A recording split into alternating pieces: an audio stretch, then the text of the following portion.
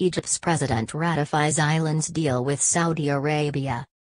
Egypt's President Abdul Fattah al-Sisi has ratified a controversial treaty that transfers two largely uninhabited Red Sea islands to Saudi Arabia. The deal to hand over Tiran and Sanafir was agreed during a visit to Egypt by Saudi King Salman a year ago. It was backed by Egypt's parliament last week. It has sparked rare protests in Egypt, with Mr Sisi being accused of selling territory in return for Saudi aid.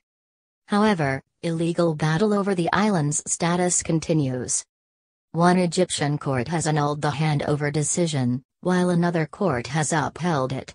The Constitutional Court is yet to make a final ruling on which institution had the final say. Last week, Parliament backed the deal, saying it had jurisdiction in the matter. The move sparked fresh protests in Cairo. Mr Sisi has said the islands always belonged to Saudi Arabia and that the Saudis asked Egypt to station troops there in 1950 to protect them.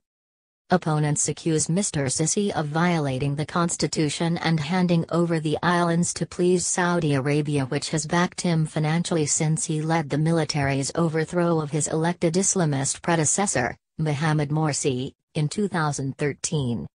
Why the Red Sea Islands matter. Sanafir and Tiran are islands that lie about 4 kilometers, 2 nautical miles, apart in the Red Sea. Tiran sits at the mouth of the Gulf of Aqaba, on a strategically important stretch of water called the Strait of Tiran, used by Israel to access the Red Sea. The islands are uninhabited, apart from Egyptian military personnel and multinational peacekeepers. Egyptian troops have been stationed on the islands since 1950 at the request of Saudi Arabia.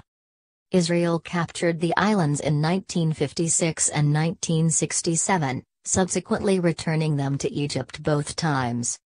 Abdul Fattah al-Sisi was criticized for selling Egyptian territory after deciding in April 2016 to hand the islands to Saudi Arabia.